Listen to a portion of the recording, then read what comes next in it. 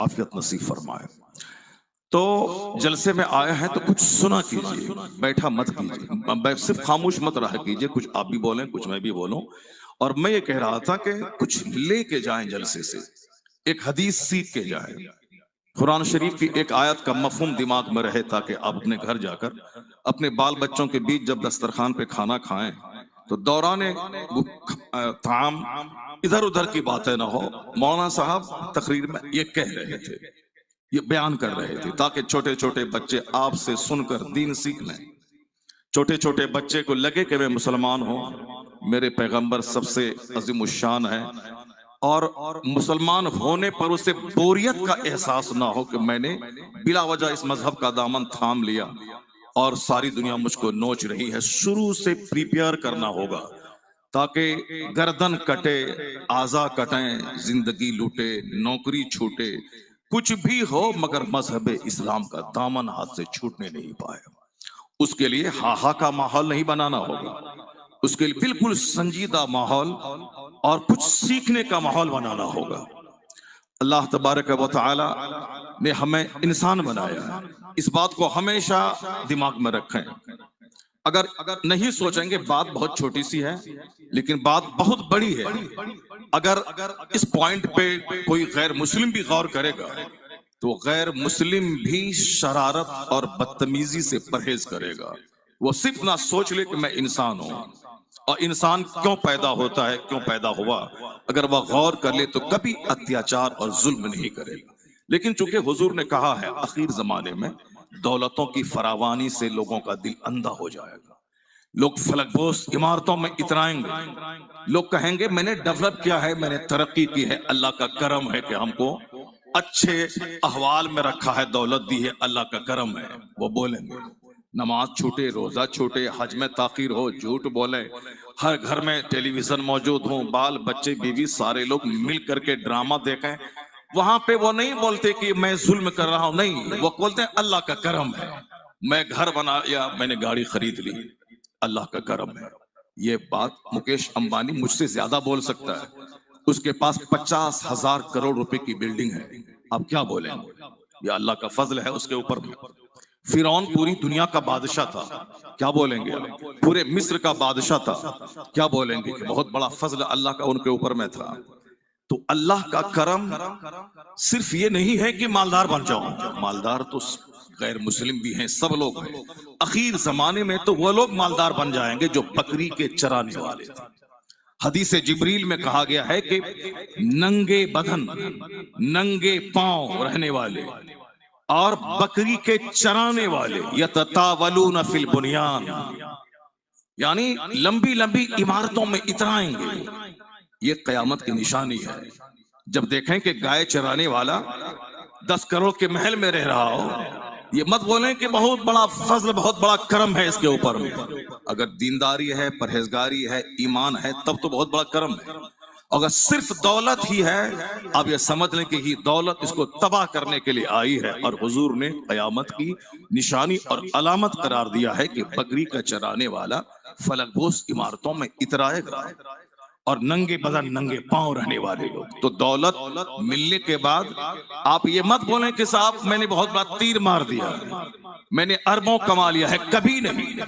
अगर दीनदारी है, ईमान की पुख्तगी है और तकवा आपके पास है तो आप कहें कि अल्लाह का करोड़ों एहसान है कि जो दौलत काफिर के पास नहीं है वह दौलत अल्लाह ने मुझे अता फरमा दी है। तो अब ये बात अगर काफिर भी सोच ले कि मैं जानवर नहीं मैं इंसान हूं, तो भी बहुत बड़े मसले का हल निकल आएगा। अल्लाह सारी कायनात का खालिक है, इसमें कोई शक नहीं, बगैर खालिक के दुनिया चल ही नहीं सकती है। और अल्लाह हमेशा बंदों को बताता है कि कभी भी दिमाग में यह बात मत लाना कि मेरा कोई खालिक नहीं है। अल्लाह बंदों का चलने नहीं देता। जब दुनिया में पाप और बुराइयां बढ़ जाती हैं तो अल्लाह वक्फे वक्फे से अजाब नाजिल करके बंदों को बताता है कि तुम मालिक नहीं, मैं मालिक हूं, मैं दुनिया चलाता हूं। तुम एक पानी के जलील कतरे से पैदा हुए हो, तुमको मैंने माँ के शिकम में 9 महीने तक उनका माहवारी खून रोक कर तेरी ग़िज़ा का इंतजाम मैंने किया। मैं तुझे कतरे जलील से बनाया हूं। हमेशा कुरान शरीफ में दर्जनों जगहों पे अल्लाह ने जलील पानी का कतरा, उछलते हुए पानी का कतरा, बजती हुई मिट्टी, लीजदार गारा, ये सारे मफहूम की आयतों को नाजिल किया है हमारी पैदाइश को की कहानी अल्लाह ने बयान की है। एक लीजदार गारा जिसको खूब निचोड़ा गया हो, जिससे बदबू आने लगती है, उससे तू पैदा हुआ है। अल्लाह ने कहा एक उछलता हुआ पानी का कतरा जो बाप की रीढ़ की हड्डी और माँ के सीने की हड्डी से निकलता है, उससे मैंने तुझको पैदा किया है। अल्लाह ने क्या फरमाया, जलील कतरे आपसे तुझको मैंने पैदा किया है। दर्जनों जगहों पे इस तरह के मज़ामीन, वलक़द खलक़नल इंसान मिन सलालतिन मिन तीन सुम्मा जअलनाहु नुतफ़तन फ़ी क़रारिन मकीन।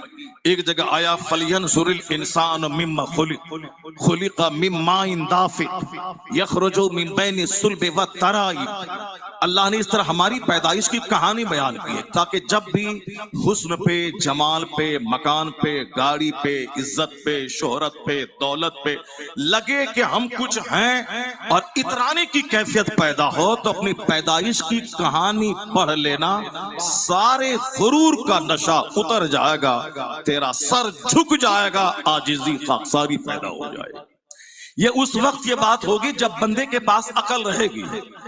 आखिर जमाने में लोग नहीं सोचेंगे कि मैं कौन हूं, मेरी तारीख पैदाइश क्या है।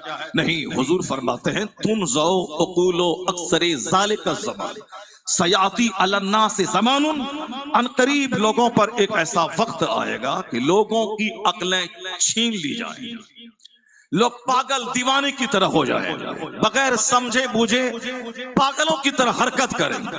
औरतें मर्दों की नकल करेंगी, अब मर्द औरतों की नकल करेंगे, जबकि मर्द को अल्लाह ने मालिक व मुख्तार बनाया। अर्रिजालु क़व्वामून अलन निसा, मर्द औरतों पर हाकिम है, मगर मर्द की खोपड़ी जब खराब होगी तो ये औरतों की तरह बाल रखेंगे और उस बाल में ये रबड़ बांधेंगे, और जब मर्द की खोपड़ी खराब होगी तो औरतों के कलर का ये कपड़ा पहनेंगे। जब मर्द की खोपड़ी खराब होगी तो औरतों की गुलामी करते हुए उनको अपनी बाइक से ले जाके स्कूल छोड़ेंगे, फिर घर में बैठेंगे, फिर शाम में उसको लेके आएंगे, महीना लगने के बाद उससे पैसा मांगेंगे या फिर खुद पैसा कमा करके उनके कदमों में डाल देंगे और पान खाने के लिए उनसे पैसा मांगेंगे और हर उमूर में औरतों से मशवरा लेंगे। जब ये वक्त पैदा हो जाए तो हुजूर ने क्या कहा, जब तुम्हारे मामलात औरतों के हाथ में चले जाएं, वो उमूरुकुम इला निसाइकुम, जब तुम्हारे मामलात औरतों के हाथ में चले जाएं तो फबतनुल अर्द खैरु मिन ज़हरिहा, उस वक्त में तेरा मर जाना बेहतर है। फबतनुल अर्द, जमीन का पेट जमीन की पीठ से तेरे लिए बेहतर है। किस जमाने में, जिस जमाने में मेरे सारे मामलात खवातीन के हाथ में चले जाएं, यानी मैं उनको सरदार मान लूं और सारा काम उनके मशवरे से करूं। मुझे कभी अफसोस होता है कि यह हदीस पाक मुस्तफा की मौजूद है, उसके बावजूद बांग्लादेश जैसे मुल्क में जहां 22 करोड़ मुसलमानों की तादाद है, उसके बावजूद सिर्फ 2 ही औरत है। लगातार 25-30 साल से उन 22 करोड़ की आबादी वाले मुल्क पे शासन कर रही है। कभी शेख हसीना है, कभी खालिदा जिया है, यानी कोई मर्द सामने नहीं आता कि इन औरतों को टक्कर देके इन्हें बोले कि मर्द औरतों पे हाकिम है। अब औरतों के उमूर में मुल्की इंतजाम नहीं जाएगा, मर्द के हाथ में, चूंकि हुजूर ने कहा है जब तुम्हारे मालदार बखील हो जाए वो और तुम्हारे मामलात औरतों के हाथ में चले जाएं, उस वक्त में तेरा मर जाना जिंदा रहने से बेहतर है। औरतों को अच्छा खिलाओ, औरतों को अच्छा पहनाओ, औरतों की कमजोरी पे सब्र करो। वो टेढ़ी पसली से पैदा हुई है, उसको सीधा करने की कोशिश मत करो। अगर सीधा करना चाहोगे तो टूट जाएगी, टूटना तलाक है। या कमजोर है, इस पर रहम करो। उनके माँ बाप भला के गाली मत बको, उनको इज्जत दो, सम्मान दो, उनका नाम अच्छे अदब से लो कि तुम हमारे माँ बाप, भाई बहन सबको छोड़ के मेरे पास तुम आई हो। हुजूर ने कहा है, अल्लाह ने कहा है, वह आशिरुहुन्ना बिल मारूफ, इनसे बेहतर सलूक करो। और हुजूर ने कहा है, खैरुकुम, तुम में सबसे बेहतर वो है जो अपनी बीवियों के लिए, बाल बच्चों के लिए अच्छा है। یہ خیال رکھنا ہے جو کھائیں وہ کھلائیں، جو پہنے وہ پہنائیں، لیکن ہر ناز نہیں اٹھائیں، ان کا ہر مشورہ نہیں مانیں، ان کی تکلیف پہ صبر کریں، دوسروں کے بیچ میں ان کی غیبت نہیں کریں، ان کی مرضی کو اپنے اوپر حاوی نہیں ہونے دیں۔ جب عقل جب تک سلامت رہے گی تو وہ حاوی نہیں ہوں گی، اور جب عقل زائل ہو جائے گی، چھین لی جائے گی، تب پھر عورتوں کی غلامی شروع ہوگی۔ عورتوں کی عقل میں کمی ہے، عورتوں کے دینی معاملات میں کمی ہے۔ جب حضور نے کہا تو عورتوں نے سوال کیا کیسے؟ تو سرکار نے کہا کیا دو عورتوں کی گواہی ایک مرد کے برابر نہیں ہے؟ کیا عام دین یہ تمہاری عقل کا نقصان ہے؟ جس زمانے میں تمہیں کمزوری ماہانہ خون آتا ہے اس زمانے میں نماز تجھ پر معاف ہے، مگر مرد نماز پڑھتے ہیں، یہ تمہارے دین کے معاملات کی کمزوری ہے۔ تو عورتوں کو اطمینان ہو گیا کہ ہاں ہاں اللہ نے مردوں کو اختیار دیا ہے، مردوں کو میرا حاکم بنایا ہے، مگر ان کی کمزوری پہ صبر کرنے کا پیغام مصطفیٰ نے دیا ہے، نہ کہ ان کو اپنے سر پہ مسلط کر لینے کا پیغام۔ حضور نے کہا یہ ٹیڑھی پسلی سے پیدا ہوئی ہے، صبر کرنا، اور مگر ان کو اپنے سارے معاملات کا ذمہ دار مت بنا دینا۔ اگر تم نے ایسا کیا تو پھر اس وقت فتن و فساد دنیا میں پیدا ہوگا۔ جب عقل سلامت رہتی ہے تو بندہ غور کرتا ہے، اور جب عقل ختم ہو جائے تو الٹا پلٹا کام ہوتا ہے۔ عورتوں کی چپل مرد پہنتے ہیں، اب مردانہ چپل عورتیں پہنتی ہیں، اور مرد عورتوں کی طرح بال رکھتے ہیں، عورتیں مردوں کی طرح بال رکھتی ہیں۔ اور حضور نے لعنت کیا ہے ان عورتوں پہ، لعنت جو مردانہ وضاقتہ اختیار کریں، اور ان مردوں پہ لعنت جو زنانہ وضاقتہ اختیار کریں، اور ان عورتوں پہ لعنت جو مردانہ وضاقتہ اختیار کریں۔ اور جب عقل گھٹتی ہے یہی سارے معاملات ہوتے ہیں، عقل جب رہتی ہے تو بندہ غور کرتا ہے۔ قرآن شریف میں آیا ہے غور کہ دنیا دسترخوان ہے، اس پر غور و فکر کرو، اپنے لیے خوراک حاصل کرو۔ اب ذرا میں ایک پوائنٹ آپ کو دیتا ہوں کہ اللہ ساری کائنات کا خالق ہے۔ اللہ چاہتا مجھے سانپ بنا دیتا، اللہ چاہتا مجھے چھچندر بنا دیتا۔ اللہ نے چھچندر کو پیدا کیا ہے، اللہ نے بندر کو پیدا کیا ہے، اللہ نے سانپ کو پیدا کیا ہے، لیکن احسان رب اعلیٰ کا کہ مجھے بندر چھچندر نہیں، مجھے انسان بنایا۔ اگر اس پوائنٹ پہ سارے انسان غور کریں، کبھی ظلم انسان پہ نہیں ہوگا، کبھی اتیاچار نہیں ہوگا، مگر چونکہ لوگوں نے غور کرنا ہی چھوڑ دیا، اس لیے اپنا ورچسپ، اپنا بینیفٹ، اپنا فائدہ، اپنے مفاد کے چکر میں دوسروں کی لاشوں سے گزرنا پڑے، یہ گوارا ہے۔ آدمیت فنا ہو گئی، انسانیت رخصت ہو گئی، ایسا لگتا ہے جیسے سب کا دل اندھا ہو گیا ہو۔ لوگ مر رہے ہیں اور سامنے والا ویڈیوگرافی کر رہا ہے، لوگ پریشان حال ہیں۔ ابھی میں نے پرسوں میں بدایوں ضلع میں تھا 2 دن پہلے، وہاں اس گاؤں میں جلسے کی وجہ سے ایک بچہ جو جا رہا تھا بائک سے، بچے میں تین بچے ایکسیڈنٹ کرتے ہیں، تینوں کی موت ہو جاتی ہے، بالکل جوان بیٹے، جوان لڑکے 18 سال کے، تینوں کی موت ہوئی۔ سارا گاؤں صدمے میں تھا۔ جلسہ ہوا، اوپر کا سارا ساؤنڈ بند کر دیا، اندر کا باکس چالو رکھا، جلسہ ہوا۔ چونکہ اس لاش رکھی ہوئی تھی، جنازے کی نماز 10 بجے دن میں پڑھی جائے گی، لاش گاؤں میں تھی، اس لوگ صدمے میں تھے، مگر چونکہ مہمان سارے آ گئے تھے، جلسہ ہونا تھا، باکس کی آواز رہی، اوپر کے ساؤنڈ کو کھول دیا گیا۔ لوگوں نے کہا کہ جلسے میں اوپر کے ساؤنڈ کو کھول دیا جائے۔ جب میں کھانے کے لیے اندر گیا تو دیکھا کہ ایک نوجوان کمبل اوڑھ کر لیٹا ہوا ہے اور وہ ورلڈ کپ کا تماشا دیکھ رہا ہے، چونکہ اسی دن ہندوستان ہارا تھا، اس کو وہ دیکھ رہا ہے۔ میں جو کہتا ہوں کہ دل مر چکا ہے، لوگ صرف چہرہ سجانے میں لگے، لوگ صرف برانڈیڈ کپڑا، ریمنڈ کا کپڑا، صاحب ہمارے پاس یہ ٹائٹن کی گھڑی، روڈو کی گھڑی، یہ صاحب 1.5 لاکھ کا موبائل، صرف ظاہر سجانے میں لگے، دل مر چکا ہے۔ گاؤں صدمے میں، جلسے کا ساؤنڈ کھول دیا گیا، ابھی ترسوں کی بات ہے، اور اسی گاؤں کا ایک نوجوان بدتمیز، چہرے پہ داڑھی تھی اور وہ میچ دیکھ رہا ہے۔ میں نے اپنی آنکھوں سے دیکھا، چونکہ اسی گھر میں گھس رہا تھا اور دروازے میں اس کی چارپائی لگی تھی، اسی پہ وہ لیٹا ہوا تھا اور تماشا کرکٹ کا دیکھ رہا۔ دل مر چکا ہے۔ لاش لائے مر جائے کہ پورا گاؤں مٹ جائے، مگر دل اتنا اندھا ہو چکا ہے کہ رحم نام کی کوئی چیز نہیں ہے۔ اب قیامت چونکہ شریروں پہ قائم ہوگی، قیامت زمین میں زلزلہ آئے گا، ایک ہولناک آواز آئے گی، جوان بوڑھا بچہ بوڑھا ہو جائے گا، حاملہ عورتوں کا حمل ضائع ہو جائے گا، یعنی صدمے سے بچوں کے سر کے بال سفید ہو جائیں گے۔ وہ خطرناک قیامت قائم ہوگی شریروں پہ، انتہائی درجے کے شریر دنیا میں زندہ رہ جائیں گے۔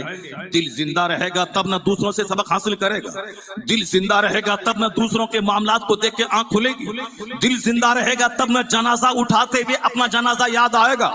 کیوں حضور نے جنازے کی فضیلت بیان کی کہ 2 قیرات کا اجر ملے گا جو نماز پڑھا اور دفن میں شریک رہا، اور قیرات کا وزن احد پہاڑ کے برابر ہے۔ اور جو کسی بیمار کو دیکھنے گیا وہ جنت کی کیاری میں ٹہلتا رہا، کیوں؟ تاکہ بیمار کو دیکھنے کے بعد اپنی صحت کی قدر سمجھ میں آئے، بیمار کو دیکھنے کے بعد اس نعمت کی قدر سمجھ میں آئے، مردے کو دیکھنے کے بعد اپنی لاش سمجھ میں آئے کہ میری ہی طرح دوست تھا، ان کے دماغ میں کروڑوں تمنائیں تھی، اس فیکٹری کے بعد وہ فیکٹری، اس مکان کے بعد وہ مکان، اس پلاٹ کے بعد وہ پلاٹ۔ موقع نہیں دیا فرشتوں نے، اچانک راستے میں سارا پلان ادھورا رہ گیا اور چلا قبرستان کی طرف۔ اس لیے جنازے میں شریک ہو جاؤ تاکہ موت یاد آ جائے۔ اور حضور نے کہا جو روزانہ 20 بار موت کو یاد کرے گا وہ چاہے اپنے گھر میں کیوں نہ مر جائے، اللہ اسے شہادت کا مرتبہ عطا فرمائے گا۔ یہاں موت کا چرچا ہی نہیں، مصطفیٰ کہتے ہیں اکثرو ذکر حادمی لذات الموت، یعنی جو لذتوں کو ڈھا دینے والی چیز موت ہے اس کو کثرت سے یاد کرو۔ حضور تو کہتے ہیں کثرت سے یاد کرو۔ قرآن شریف میں 1 درجن جگہوں پہ آیا ہے کہ جب موت آئے گی تو ایک لمحہ نہ آگے ہوگا نہ پیچھے ہوگا، اور وَلَن يُؤَخِّرَ اللَّهُ، اللہ مؤخر نہیں کرے گا جب موت کا وقت آ جائے گا۔ اَيْنَمَا تَكُونُوا يُدْرِككُمُ الْمَوْتُ وَلَوْ كُنْتُمْ فِي بُرُوجٍ مُشَيَّدَةٍ، مضبوط محل میں کیوں نہ رہو موت وہاں آ کے رہے گی، اور ایک لمحہ نہ آگے ہوگا نہ پیچھے ہوگا۔ جب دل زندہ تھا تو بندہ دوسروں کے جنازے کو دیکھ کے اپنی موت یاد کر کے روتا تھا، قبرستان قبر کو دیکھ کے روتا تھا۔ حضرت عثمان غنی مصطفیٰ کے داماد ہیں، داماد پیغمبر اعظم ہے، لیکن آیا ہے حدیث پاک میں جب قبرستان میں قبر کو دیکھتے تھے بہت روتے تھے، اتنا روتے تھے کہ آپ کی داڑھی مبارک آنسوؤں سے بھیگ جاتی تھی۔ لوگوں نے پوچھا حضور اس قدر کیوں روتے ہیں قبر کو دیکھ کر؟ آپ نے کہا تھا کہ آقا دو جہان اسلام نے فرمایا ہے کہ مرنے کے بعد کی جو پہلی منزل ہے وہ قبر ہے، اگر اس پہلی منزل میں بندہ امن امان عافیت میں رہا تو آنے والی منزلیں آسان ہو جائیں گی، اگر اس منزل میں پکڑا گیا تو آنے والی منزلیں اور سخت ہو جائیں گی۔ اب پتہ نہیں اس قبر میں میرا کیا ہوگا، میں اس منزل کو دیکھ کے میں روتا ہوں۔ یہ پہلی منزل ہے آخرت، جو اخروی ڈیسٹینیشن ہے اس میں یہ پہلی منزل ہے، اس کو دیکھ کر روتا۔ کون؟ جو حتمی جنتی ہے، جس کے جنتی ہونے میں کوئی شک نہیں، جو ذوالنورین ہے، جو ذوالنورین ہے، جس کے بارے میں مصطفیٰ نے کہا عثمان نے صدقات و خیرات کر کے غزوے میں مدد کر کے جنت کو خرید لیا ہے، جو سخی ہے، جو قیامت تک عثمان غنی کہلاتے ہیں، جنہوں نے دولت کمائی ہی اس لیے تھی تاکہ اس دولت کا استعمال قوم اور ملت کے فلاح کے لیے ہو۔ میٹھے چشمے کے لیے لوگ پریشان ہیں تو 20,000 دینار سے کنواں خرید کر عام مسلمانوں پہ وقف کر دیا تاکہ یہودی بھاری قیمت پر پانی بیچ کر مسلمانوں کو تکلیف میں نہ ڈالے۔ اللہ دولت دیتے، یہ کام کرنا چاہیے جو عثمان غنی کرتے تھے۔ سرکار دو جہاں نے کہا کہ کون ہے تم میں سے جو فی سبیل اللہ مجاہدین کی مدد کرے؟ عثمان غنی نے 1000 گھوڑا، 1000 سونے کا سکہ مصطفیٰ کی گود میں لا کے ڈال دیا۔ 1000 سونے کا سکہ حضور الٹ پلٹ کر دیکھتے تھے اور کہتے تھے ما علی عثمان، اب عثمان پر کوئی عمل اس کو نقصان نہیں پہنچائے گا، عثمان چاہے جو کچھ کرے۔ کیا مطلب؟ عثمان نے جنت خرید لی ہے۔ وہ عثمان غنی جو جنتی داماد مصطفیٰ، جن کے نکاح میں مصطفیٰ کی 2 بیٹیاں ہیں، اس لیے وہ ذوالنورین، اس کے باوجود قبر دیکھ کر اس قدر روتے تھے کہ داڑھی آپ کی بھیگ جاتی تھی۔ جس دن تنہائی میں بیٹھ کر سوچو گے تو ہا کا سارا مزاج ختم ہو جائے گا، رو گے زیادہ اور ہنسو گے کم۔ اور یہی بات حضور نے کہی ہے لو تعلمون ما اعلم، جو کچھ میں جانتا ہوں اگر تم جان لو تو تم لضحکتم قلیلا ولا بکیتم کثیرا، ہنسو گے کم رو گے زیادہ۔ آج دولت نے میرے دل کو اندھا کر دیا، اس لیے ہنستے زیادہ ہیں روتے کم ہے، ہنستے زیادہ ہیں سوچتے کم ہے۔ قرآن شریف کے ہر پیج میں غور و فکر کی باتیں ہیں۔ یہ کتے جو 15,000 لوگوں کو قتل کر دیا، یہ اپنے آپ کو اگر سمجھ لے کہ میں آدمی ہوں اور یہ بھی آدمی ہے، کبھی ظلم نہیں کرتا۔ اللہ چاہتا اسے سور بنا دیتا، اللہ چاہتا اسے بندر بنا دیتا، اللہ چاہتا اسے چھپکلی پیدا کر دیتا۔ انسان اشرف المخلوقات بنایا اور اچھی شکل و صورت کا حامل بنایا تو اس کو تو کم سے کم اس نعمت کا چرچا کرنا چاہیے، اس نعمت پہ غور و فکر کرنا چاہیے کہ میں آدمی ہوں، آدمی کے کام آؤں۔ آدمی وہی ہے جو دوسروں کے کام آئے، اپنے سے دوسروں کو لابھ پہنچائے، اپنے سے دوسروں کو تکلیف نہ پہنچائے۔ بے شمار احادیث میں سرکار دو جہاں نے فرمائے خیر الناس من ينفع الناس، the best among you is one who is profitable for others۔ تم میں سب سے بہتر وہ ہے جو دوسروں کے لیے لابھ دائک ہو، دوسروں کے لیے مفید ہو، دوسروں کو اپنے سے فائدہ پہنچائے۔ آدمی کا ڈیفینیشن یہی ہے جو اپنے سے دوسروں کو فائدہ پہنچائے، لیکن آدمی جانور بنا ہوا ہے، ایک دوسرے کو ذبح کرنا، قتل کرنا، راستہ بند کر دینا، دوسروں کی غیبت کی محفل سجانا، دوسروں کے رشتے کو کاٹ دینا، اپنا پیسہ خرچ کر کے فیض آباد جا کے ایک اچھا رشتے کو توڑ دینا، شکایت اور غیبت کر کے، اسے اب آدمی کہیں گے کہ جانور کہیں گے۔ اخیر زمانے میں لوگ جانوروں سے بدتر حرکت کریں گے۔ اس پیریڈ میں جب انسان کے بارے میں غور کرنا چھوڑ دے گا، انہی ساری حرکتوں کا صدور ہوگا۔ اب ذرا غور سے سنیے، آپ سوچئے کہ اللہ نے مجھے انسان بنایا، انسان تو یہودی بھی ہے، انسان تو نصرانی بھی ہے، انسان تو ہندوستان کا مشرک بھی ہے، تو پھر اس میں کیا فرق ہے؟ اللہ چاہتا آپ کو راجپوت گھرانے میں پیدا کر دیتا، اللہ چاہتا امریکہ کے یہودی فیملی میں آپ پیدا ہو جاتے، تو آپ وہاں یہودی بن کر مسلمانوں کو اپنا سخت دشمن سمجھتے اور مسلمانوں کی تباہی کا تماشا دیکھتے، اس کا انتظار کرتے۔ لیکن احسان رب اعلیٰ کا ہے کہ اس اللہ نے آپ کو یہودی گھر میں نہیں بلکہ اللہ نے مسلم گھرانے میں آپ کو پیدا فرمایا۔ جب اس پوائنٹ پہ غور کریں گے تو آپ کو لگے گا کہ بالکل یک طرفہ فضل ہے اللہ کا، میری محنتوں کا اس میں کوئی دخل نہیں ہے۔ کوئی بندہ ہو اسی محفل میں جو یہ کہے کہ میں نے اسلام کا، کرسچینٹی کا، جوز کا میں نے مطالعہ کیا، اسلام کو سچ پایا، پھر میں اسلام قبول کیا، نہیں، ہم اور آپ اسی لیے مسلمان ہیں کہ مسلمان گھر میں پیدا ہوئے۔ تو اب اللہ نے ہمیں یہودی گھر میں نہ پیدا کر کے مسلمان گھر میں پیدا کیا۔ اس نعمت پہ غور کریں گے تو کبھی غریبی کا رونا نہیں روئیں گے، کبھی مکان کی قلت کا رونا نہیں روئیں گے۔ جو سب سے بڑی نعمت ہے اسلام کی وہ اللہ نے آپ کو دیا، اور بغیر آپ کی محنت کے، بغیر اسٹڈی کے، بغیر 2-4-10 پنڈتوں اور پجاریوں سے بحث کر کے نتیجے پر پہنچا کہ اسلام حق پر ہے، نہیں، کروڑوں مسلمانوں میں کسی نے ایسا نہ کیا ہوگا کہ ہم جستجو کریں اسلام حق ہے کہ کرسچینٹی حق ہے کہ ہندوز حق ہے کہ جوز حق میں حق ہے، سب جین حق پہ ہے، کوئی نہیں، صرف مومن اسی لیے ہے کہ مسلمان گھر میں پیدا ہوئے۔ تو اب اس کا احسان، اس کا شکر یہی ہے کہ 24 گھنٹے زبان پہ لفظ جاری الہی تیرا کروڑوں احسان کہ تو نے انسان بنایا، تو نے ہمیں مسلمان بنایا۔ تو اب اس کے بعد جب ریسرچ اور غور و فکر کریں گے تو اس کے آگے اور آپ کے دماغ میں ایک بات آئے گی کہ مسلمان کہلانے والے لوگوں میں بہت ساری جماعتیں ہو گئی، جو حضور کے کہنے کے مطابق کہ میری امت 73 فرقوں میں پڑ جائے گی، ایک فرقہ جنتی ہوگا۔ تو اب بہت سارے فرقے وجود میں آ گئے، چاہے انگریزوں کے بہکانے سے ہوں، چاہے یہودیوں کے بہکانے سے ہوں، یا مشرکوں کی سازشوں سے ہوں، بہت سارے فرقے ہو گئے۔ ایک بہت بڑا فرقہ شیعوں کا وجود میں آ گیا، جو صحابہ کرام کی شان میں تبرہ کرنا، گالی بکنا۔ تو اب ایک ہی فرقہ شیعوں میں، رافضیوں میں ہے جس کو ہم کافر نہیں کر سکتے، ورنہ باقی بے شمار اس کے اندر کے فرقے ایسے ہیں جس کے ماننے والوں کو ہمارے بزرگوں نے اسلام سے خارج قرار دیا ہے۔ اگر اللہ آپ کو ایران کے عرب پتی گھر میں پیدا کر دیتا تو پھر آپ بھی جی بھر کے صحابہ کرام کو گالی دیتے اور علماء اہل سنت کو گالی آپ دیتے، مگر اللہ نے ایران میں نہیں، آپ کو ہندوستان میں پیدا کیا۔ ہندوستان میں سہارنپور اور دیوبند کے نجدی گھرانے میں نہیں، سنی گھرانے میں پیدا کیا۔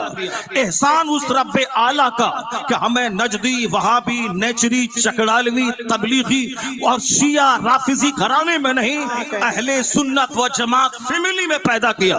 जितने लोग यहाँ बैठे हैं मैं दावत फिक्र देता हूँ, क्या कोई बंदा ऐसा है जो तहकीक करने के लिए घर से निकला हो सत्तू पानी लेकर कि मैं पता लगाऊंगा कि राफिजियत हक है कि सुन्नियत हक है, वहाबियत हक है कि सुन्नियत हक है, मैं वहाबी से, देवबंदी से, नजदी से, चकड़ालवी से, राफिजी से सबसे मैं मिलूंगा, सबकी बातें पढ़ूंगा, फिर उसके बाद नतीजे पर पहुंचूंगा कि कौन मसलक हक है, अब उसको मैं मानूंगा। करोड़ों में कोई नहीं मिलेगा। हम इसलिए सुन्नी हैं कि सुन्नी फैमिली में पैदा हुए हो, कि मेरा बाप सुन्नी था, मेरा गांव सुन्नी है, और बगैर किसी तहकीक के, बगैर किसी रिसर्च के मैं आबाई तौर पर मैं सुन्नी हूं। अगर आप सहारनपुर में पैदा हो गए होते तो जी भर के आला हजरत को गाली देते, मगर एहसान उस रब्बे आला का कि इंसान बनाया, हमें मुसलमान बनाया, और कलमा पढ़ने वाले फिरकों में जिसका इस्लाम से कोई ताल्लुक नहीं, उन फिरकों में नहीं पैदा किया। हमें मसल के अहले सुन्नत व जमात के मानने वाले घरों में हमको पैदा किया। जब इस पर गौर करेंगे तो कभी नहीं रोएंगे कि मैं गरीब हूं, कभी नहीं रोएंगे कि मैं साहब परेशान हाल हूं, मुझको नौकरी नहीं है। चूंकि इस्लाम इतनी बड़ी दौलत है कि कल क़यामत के दिन जब मजदूर किस्म के मुसलमानों को इनाम मिलेगा, मालदारों को रोक लिया जाएगा कि तुम रुको, हिसाब दो कि तुमने माल कहां से कमाया, कहां खर्च किया, तुमने ज़कात में ताखीर क्यों की, तुमने हज में ताखीर क्यों की, तुमने गरीबों को और यतीमों को तुमने उसका ख्याल क्यों नहीं रखा। ये हिसाब दें कि माल कहां से कमाया, कहां खर्च किया, तुमने कुर्बानी कैसे की, तुमने सदक़े फित्र कैसे निकाला, तुमने ज़कात कैसे निकाली, तुमने हज क्यों लेट से किया, ज़कात निकालना था 10 करोड़ तो तुमने निकाला 10 लाख। ये हिसाब देंगे। और गरीब जिस पर ना हज फर्ज है, जिस पर ना ज़कात फर्ज है, जिस पर ना सदक़े फित्र वाजिब है, जिस पर ना कुर्बानी वाजिब है, जिस पर ना मस्जिद की तामीर जरूरी है, ये बगैर किसी इन हिसाबों में पड़े हुए गरीब मालदारों के मुकाबले में 500 साल पहले जन्नत चले जाए। 500 साल पहले, क्योंकि उस पर ज़कात फर्ज नहीं है, उसका कोई हिसाब नहीं, ज़कात उस पर फर्ज है। जिसके पास माल है अब वह हिसाब दे कि माल कहां से कमाया, from where earn this, in which ways spend this, ला तज़ूलु क़दमा अब्दिन हत्ता युसअल अन अर्बईन। जब तक 4 चीजों का बंदे से सवाल नहीं होगा, 1 इंच बंदा अपनी जगह से क़यामत के दिन हट नहीं पाएगा। आक़ाए दो जहां की हदीस में आया है, पहला सवाल होगा अन उमरिही फीमा अफना, ये बहुमूल्य जिंदगी, कीमती जिंदगी जिसमें आंख, नाक, दांत, नाखून, सर के बाल, पूरे जिस्म की हैयत, स्ट्रक्चर सब लाजवाब है। सिर्फ सर के बाल झड़ जाएं तो आदमी नामर्द हो जाता है। वह खरबों रुपए खर्च करके और मर्द बनना चाहता है, सर के बाल देखना चाहता है, तो सर के बाल जो नेचुरली झड़ जाएं, उसको नेचुरल बाल बनाने के लिए कोई साइंटिस्ट के पास कोई फॉर्मूला नहीं है।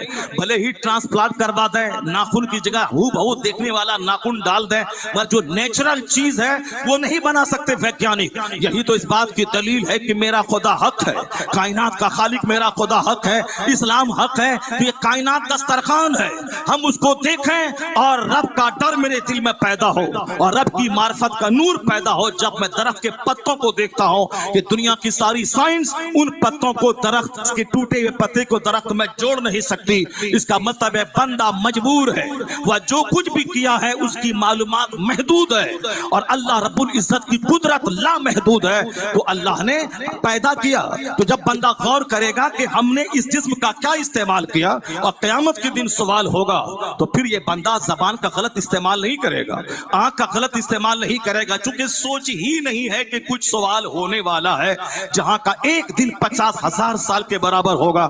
जब सोच नहीं है तो बंदा लापरवाही, गफलत का शिकार है और यही सोचता है कि जन्नत तो मेरी जागीर है और जन्नत तो मिल के रहेगी, क्योंकि हमने खूब सुभान अल्लाह बोला है और हमने खूब सौड़ा सौड़ा बोला है और हम खुद अजमेर में जाके हमने चादर चढ़ाई है, जन्नत तो मेरी जागीर है। तो क्यों अल्लाह माफ करने वाला है, माफ कर देगा।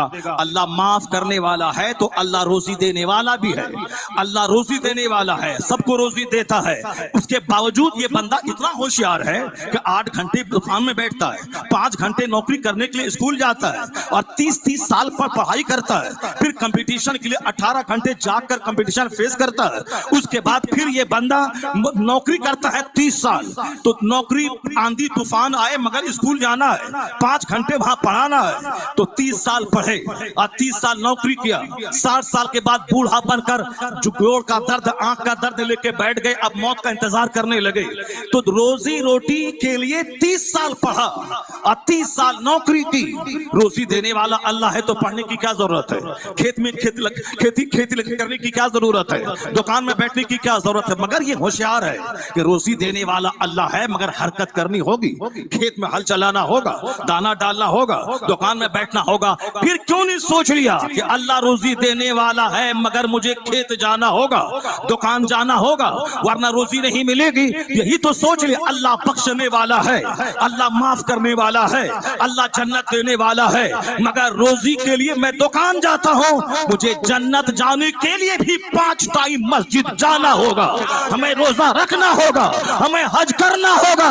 तो अल्लाह राज़िक है मगर तदबीर करनी होगी। तो अल्लाह बख्शने वाला है, तो रोजी के लिए जैसे दुकान जाना है, जन्नत के लिए मस्जिद जाना। अगर बंदा इस पॉइंट पे गौर कर ले तो वह समझ लेगा कि हमें अकल खोल के जीना चाहिए, अक्ल शऊर के साथ जीना चाहिए। वरना पागल तो बोलता मैं हिंदुस्तान का प्रधानमंत्री हो, पागल तो कहता है कि ये खूंटा हमारे लिए हीरा है, पागल तो कहता है ये मजनू जो बंबई का लंगटा बाबा है, जो जिसके पास जिसके बदन पर कपड़ा नहीं है, मगर वहां चंद दलाल बैठ के कहती है कुतुब है, ये अब्दाल है, ये पहुंचा हुआ फकीर है। कहते हैं तुम क्या जानो, ये तो अब्दाल है जो पेशाब पखाना कपड़े में करता है, उसको चंद दलाल मिलकर अब्दाल बना देता है। इस दुनिया में क्या नहीं है। आसाराम जैसे पाखंडी को धर्म गुरु मान लिया। 400 से ज्यादा आश्रम यानी खानकाहें उन्होंने पूरे हिंदुस्तान में बना डाली। 250 से ज्यादा एकड़ जमीन पे गुरमीत सिंह पंजाब का 250 एकड़ जमीन पे उन्होंने अपना आश्रम बना लिया और हजारों लाखों उसके फॉलोवर हो गए। तो ये दुनिया में तो इस तरह के सारे काम होते रहते हैं। सच अलग है, हक अलग है, आंधी अलग है, तूफान अलग है, हा अलग है, लोहा लोहा है, सोना सोना है, हीरा हीरा है, कंकड़ कंकड़ है। अक्लो शऊर से सोचना होगा और गौर करना होगा कि कौन हक है, कौन सच है, कौन गलत है। अल्लाह का एहसान कि अल्लाह ने इंसान बनाया, जानवर नहीं। खुदा का एहसान कि मुसलमान बनाया, काफिर नहीं। खुदा का एहसान कि मुसलमान कहने वाले गुमराह जमातों में नहीं बल्कि जमाते हक घराने में मुझको पैदा किया। तो फिर एक ख्याल और दिमाग में आएगा, नमाज रोजे हज और ज़कात की अदायगी के साथ यही दुआ ज़बान पे आएगी, इलाही तूने फजल फरमाते हुए मुझे इंसान बनाया, मोमिन बनाया, तो एक फजल और कर देना। जब यहाँ इतना बड़ा फजल कि मैं मोमिन रहा, मैं काफिर नहीं रहा, मैं इंसान रहा, तो एक एहसान और कर देना कि हालत ईमान में मौत अता करना और मरने के बाद मुस्तफा की शफाअत अता करके जन्नत में जगह दे देना। जब बंदा दिमाग लगा के गौर फिक्र करता है, इसी तरह की रोशन ख्याली दिमाग में आती है। और हा का जहां माहौल होता है वहां कुछ नहीं करने के बावजूद वह सोचता है कि मैं बहुत कुछ कर रहा हूं। एहसान रब का, वला इन शकरतुम लाज़ीदन्नकुम, अगर तुमने मेरी नेमत का शुक्रिया अदा किया तो हम नेमत को और बढ़ा देंगे। बोलना होगा रब का एहसान है कि मैं मोमिन हूँ, रब का एहसान है कि मैं इंसान हूँ, रब का एहसान है कि मैं सुन्नी हूँ, रब का एहसान है कि मैं रज़वी हूँ, रब का एहसान है कि मैं बरेलवी हूँ। इस दौर में अगर तुम रज़वी हो तो तुम्हें 5 वक्त की नमाज के अलावा तुम्हें कभी कभी तहज्जुद भी पढ़ना चाहिए और सजदे शुक्र अदा करके खुदा का एहसान मानना चाहिए। इलाही बेशुमार लोग हैं जिनके पास दौलतें ज्यादा है, जिनके पास मदरसे बहुत बड़े बड़े हैं, जिनके पास मस्जिदें बहुत बड़ी हैं, मगर मुस्तफा की गुस्ताखी में गर्दन तक वो धंसा हुआ है। कल क़यामत के दिन ये सारे मदरसे मस्जिद आलीशान बनाने वाले, अरबों में खेलने वाले, सब नाक के बल घसीट कर जहन्नम में कुफारो मुशरिकीन के साथ डाले जाएंगे।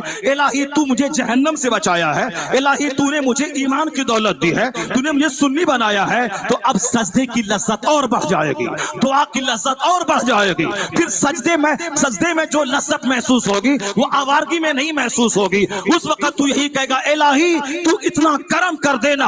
बेशुमार लोग कल तक सुन्नी थे, बाद में वहाबी हो गए। बेशुमार लोग जो जो तकबीर के वक्त में बैठते थे, अब उसके बाद 2 साल के बाद चेंज हुए और हाथ पकड़ के उठाने वाला उठा के कहता था ए रजा खानी, रजा खान का मानने वाला, उठ के तकबीर सुनो। पहले वो हक पर था, अब वो गुमराह हो गया। अलीगढ़ पढ़ने गया, बदल के आ गया। AMU पढ़ने गया, बदल के आ गया। दिल्ली गया, बदल के आ गया। वो अपने माँ बाप फातिहा कराने वालों को दकियानूसी और वह विलेज देहाती और पुराने ख्याल का हामिल, वह बिदअती कहता है। मेरा बच्चा दिल्ली गया, लौट के मुझको बिदअती कहता है। मेरा बेटा अरब कमाने गया, वहां से लौट के आके मुझको बिदअती कहता है। मेरा बेटा गया अफ्रीका पढ़ने के लिए, वहां से लौट के आया, वह मुझको बिदअती और कब्र पुजवा कहने लगा। यहाँ ईमान तो मिनट मिनट पे लुटता है, कभी इधर कभी उधर चला गया। पहले था इस ग्रुप में, पता चला कि अब तो उसका खुतबा पढ़ रहा है। तो यहाँ आदमी कभी कुछ रहता है, कभी कुछ रहता है। ऐसा नहीं कि आज मैं सुन्नी हूँ, बरेलवी हूँ, ताजुश शरिया का दामन मेरे हाथ में है तो सब दिन बंदा रहेगा, ऐसा नहीं। मुफ्ती आजम हिंद का एक मुरीद मैंने बिहार में देखा, वो सारी नमाजें हरम में नजदीक के पीछे पढ़ ली। मैंने उनसे कहा कि आप किन से मुरीद? कहा मुफ्ती आजम हिंद से मैं मुरीद हूँ। कहा मुफ्ती आजम हिंद का मुरीद और सारी नमाजें इनके पीछे पढ़े, क्या करें? यहाँ तो 50 लाख लोग उसी के पीछे हैं। इसका मतलब ऐसे ही बगैर समझे बुझे चादर थाम लेना और है, और समझ बूझ कर अपने मुर्शिद के हाथ पे हाथ देना और है। समझ बूझ के ये लोग हाथ देते हैं। मुफ्ती आजम हिंद के मुरीद अवाम से ज्यादा उलमा थे, ताजुश शरिया के मुरीद अवाम से ज्यादा उलमा है। इसलिए कि उलमा छान फटक करके मुरीद होते हैं। वह जुब्बा नहीं देखते, वह लंबा बाल नहीं देखते, वह गुटका कुरानी नहीं देखते, वह इल्म देखते हैं, तकवा देखते हैं, हुस्न अमल देखते हैं, किरदार देखते हैं, इल्म देखते हैं, तब जाके अपना हाथ उसके हाथ पे डालते हैं। मुफ्ती आजम हिंद अपने अहद का सबसे बड़ा आलिम, अपने अहद का सबसे बड़ा मुत्तकी, इसलिए अक्सर उलमा ने उनको अपना मुर्शिद माना। इस दौर में ताजुश शरिया सबसे बड़े आलिम और सबसे बड़े मुत्तकी, तब उलमा ने उनके हाथ पे हाथ दिया। तो जाहिलों का किसी को भी मान लेना और है, मगर आलिम हर खंबे को और हर चमकने वाली चीज को सोना नहीं समझते हैं। तहकीक करना होगा, गौर फिक्र करना होगा, तब उसके बाद सच्चाई समझ में आएगी कि कितनी बड़ी नेमत मेरे हाथ में आई है।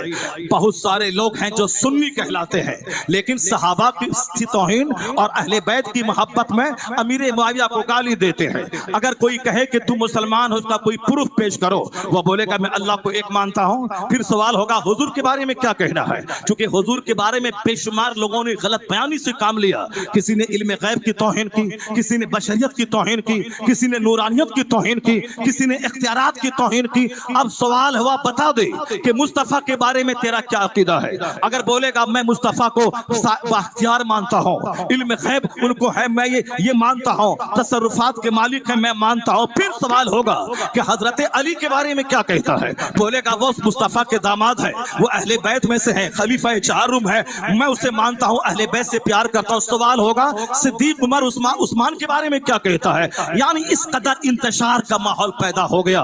एक ट्रू मुस्लिम, सच्चे मुस्लिम की एक परिभाषा बता दे। सिर्फ मोमिन कहने से काम नहीं चलेगा।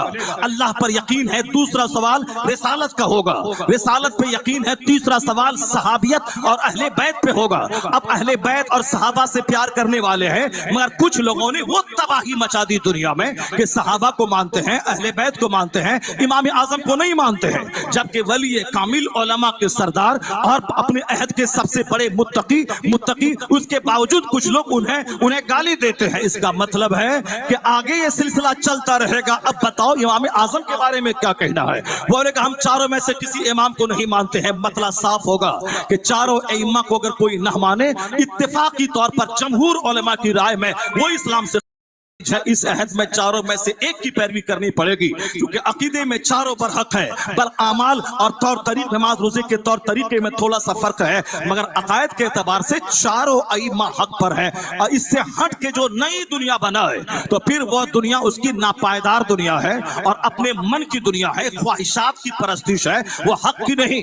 अब सवाल पैदा होगा इमाम आजम को मानता हो, फिर कुछ लोगों ने इतना इंतशार बर्पा किया, इमाम आजम को मानते हैं मगर गौसे आजम को نہیں مانتے ہیں. غریب نواز ہمارے ولی ہیں, غوث اعظم سے پہلے ہمارے پیر و مرشد آئے, ان کے آبا ان کا خاندان آیا. اب سوال پیدا ہوا غوث اعظم کے بارے میں کیا عقیدہ ہے, پھر سوال ہوگا خواجہ غریب نواز کے بارے میں کیا عقیدہ. ایک لمبا سوال کا سلسلہ, ایک لامتناہی سلسلہ ہے شروع ہوگا. شارٹ میں ایک ایسا لفظ بول کہ اگلا سوال ہی نہ ہو کہ صحابہ کے بارے میں کیا عقیدہ ہے, اہل بیت کے بارے میں کیا عقیدہ ہے, غوث کے بارے میں کیا کہتا ہے, امام اعظم کے بارے میں کیا کہتا ہے, اور سرکار غریب نواز کے بارے میں تیرا کیا مسلک ہے. ایک لفظ میں ان سارے سوالات کا جواب بھی ہو, اور مزید زیادہ ایکسپینشن میں نہ جا کے ایک لفظ ہو جس میں پتا چلے کہ سامنے والا آدمی یہ حق اہل حق میں سے ہے, صحابہ سے پیار کرنے والا, اہل بیت سے محبت کرنے والا, امام اعظم کی تقلید کرنے والا, غوث خواجہ سے محبت کرنے والا, اولیاء صالحین شہداء صدیقین کی محبت کا دم بھرنے والا, اور یہ حق پر ہے. ایک لفظ اس زمانے میں اگر کوئی ملے تو ڈھونڈ کے نکالے, کہاں سے آپ نکال پائیں گے؟ کوئی لفظ نہیں ملے گا جس کے بولنے کے بعد ان سارے سوالات کا جواب ملے اور اس کو مومن حق کہنے کے لیے میں آمادہ ہو جاؤں. اگر غور کریں گے وہ ایک جملہ ہے مسلک اعلی حضرت. اعلی حضرت کا نام سامنے آ جائے, نہیں بولے گا یا مشرک ہے, یا موحد ہے, یا حضور سے عزت کرنے والا ہے, یا اہل بیت سے پیار کرنے والا ہے, یا صحابہ کی عزت کرنے والا ہے, امام اعظم کا ماننے والا ہے, یا غوث و خواجہ کا ماننے والا ہے. بغداد معلیٰ میں رضویوں کی تعداد, اجمیر معلیٰ میں اعلی حضرت کے ماننے والوں کی تعداد, جلوس محمدی میں اعلی حضرت کے ماننے والوں کی تعداد, گنبد خضرا کے سائے میں اعلی حضرت کے سلام پڑھنے والوں کی تعداد, اور طواف کعبہ کے بیچ اعلی حضرت کے ماننے والوں کی زبان پر یا رسول اللہ کے نغمے جاری ہے. پتہ یہ چلا کہ اس فتنہ و فساد کے وقت میں اگر کوئی مسلک اعلی حضرت بول دیتا ہے, اب اگلا کوئی سوال نہیں ہوگا. اب مومن کامل ہونے کی علامت ہے کہ مسلک اعلی حضرت کا فالق ہے. سبحان اللہ, نعرہ تکبیر, نعرہ رسالت, مسلک اعلی حضرت, پیغام تاج الشریعہ زندہ باد. اللہ کا کروڑ احسان ہے کہ اللہ نے آپ کے ہاتھ میں اعلی حضرت کا دامن دے دیا. اعلی حضرت کے دامن کا مطلب ہے ایک مومن کامل کی علامت, تمام فتنوں سے محفوظ ایک شخص ہے جو اعلی حضرت کا نام لیا اور بالکل امن میں آ گیا, سکون میں آ گیا, امن میں آ گیا, اب فتن و فساد سے بچ گیا. اب یہ دامن جب ہے یہ قیامت تک ہاتھ میں رہے, مرتے دم تک ہاتھ میں رہے. اس کے لیے بد مذہبوں کی صحبت سے بچنا ہوگا, اس کے لیے مطالعہ کرنا ہوگا, اپنے بزرگوں کے تعلق سے جو بد عقیدگیاں ہیں ان کو دور کرنا ہوگا, جو غلط فہمیاں ہیں ان کو دور کرنی ہوگی. جس طرح اسلام کا کوئی جواب نہیں, اسی طرح مذہب حق کے جو داعی اعظم ہیں, سب سے مہان پیغمبر آقا دو جہاں کا کوئی جواب نہیں. سرکار لاجواب ہے, میرا خدا لاجواب ہے, میرے مصطفیٰ لاجواب ہیں. کچھ لوگوں نے حالات خراب کر دیے, سرکار کے تعلق سے کنفیوژن پیدا کیا. ایک دہلی کا جوکر ہے جو حضور کی گستاخی کرنا اپنا معمول بنا لیا ہے, وہ مشرک ہے, مشرک فیملی سے بلونگ کرتا ہے. وہ کہتا ہے یہ محمد نے جہاد کا لفظ جاری کر کے انہوں نے دنیا میں لڑنے کٹنے مرنے کا ماحول پیدا کر دیا. یہ اسلام کے پیغمبر ہیں جنہوں نے 10 شادیاں کر کے انہوں نے اپنے ماننے والوں کو, اپنے والوں کو شادی بیاہ میں زیادہ روچی دکھانے والا بنا دیا. یہ ظالم کی بات ہم نہیں, اس کا جواب ہم نہیں دیتے, مگر ہمارے بچے چونکہ آج نیٹ سے جڑے ہوئے ہیں, انٹرنیٹ سے جڑے ہوئے ہیں, فیس بک سے جڑے ہوئے ہیں, ان لوگوں کے سوال کا جواب ان کے دماغ میں خود تو آتا نہیں, چونکہ یہ تقریر سننے تو آتے نہیں ہے, یہ تو آئے نعت سنی ہاں ہاں کیا چلے گئے. یہ جواب کہاں سے ملے گا؟ جواب تو دماغ میں وہ ڈھونڈ کے لاتا ہے جو معلومات کا ذخیرہ دماغ میں رکھتا ہے, عالموں کی صحبت میں رہتا ہے, اور اس پر یہاں سے جانے کے بعد غور و فکر کرتا ہے, تب اس کے دماغ میں جواب آئے گا, ورنہ یہ فوری کنفیوزڈ ہو جائے گا. جس طرح عوام الناس کی عقیدت ہوتی ہے ابھی ہاتھ چومنا ہے اور 2 منٹ کے بعد امام کو مصلی سے نکالنے کے لیے پلان بنانے میں, اس کی تحریک چھیڑنے میں شریک ہو جانا ہے, جمعہ سے پہلے ہاتھ چومنا ہے, جمعہ کے بعد بھگانے کا پریاس کرنا ہے, ابھی وقت صبح کچھ شام کچھ, اس طرح ذہن میں, فکر میں, دل میں تبدیلیاں پیدا ہوتی رہتی ہیں, کبھی کچھ ہے کبھی کچھ ہے. تو اپنے ایمان کو سالڈ رکھنے کے لیے بدگمانی سے اپنے دماغ کو بچانا ہوگا, وسوسات سے بچانا ہوگا, مس انڈرسٹینڈنگ سے بچانا ہوگا, اس کے لیے اچھے خیالات لانے کے لیے اچھی گفتگو سننی ہوگی تاکہ آپ یہ فضولیات کے ماہر نہ بنے بلکہ سچائی کے متلاشی بن جائے. یہ دو چار لچے لفنگے جو حضور کی شان میں گستاخی کرتے ہیں. حضور نے شادی کر لی, کئی شادی کر لی. اگر آپ نے مطالعہ کیا ہوگا صرف اتنا یاد رکھیں, عرب کے کلچر کے حساب سے اس وقت میں لوگ 50 شادی کرتے تھے, لیکن آقا دو جہاں نے تو صرف 10 سے 11 شادیاں فرمائی, اور وہ بھی اللہ کے حکم سے فرمائی, اور وہ بھی اسلام کی تبلیغ کا ایک حصہ تھا. حضور 25 سال کی جوانی میں ہے, اس وقت اس روئے زمین پر ان سے زیادہ خوبصورت کوئی نوجوان نہیں تھا. یہاں تک کہ حضرت ابو ہریرہ کہتے ہیں سرکار کا حسن ایسا تھا جیسے کسی چاندی کو ڈھال دیا گیا ہو. حضرت جابر ابن سمورہ کہتے ہیں 14ویں رات کا چاند دیکھتا تھا, حضور کا چہرہ دیکھتا, میرے ضمیر نے فیصلہ کیا وَوَجْهُ أَحْسَنُ مِنَ الْقَمَرِ, مصطفیٰ کا چہرہ چاند سے زیادہ خوبصورت ہے.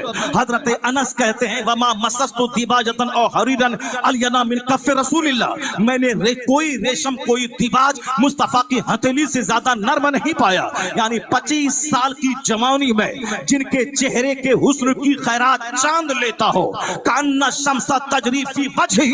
جناب ابو ہریرہ کہتے ہیں مصطفیٰ اتنے حسین تھے کہ گویا ان کے چہرے پہ کوئی سورج تیر رہا ہو. حدیث کا جملہ ہے کأن الشمس تجری فی وجہہ.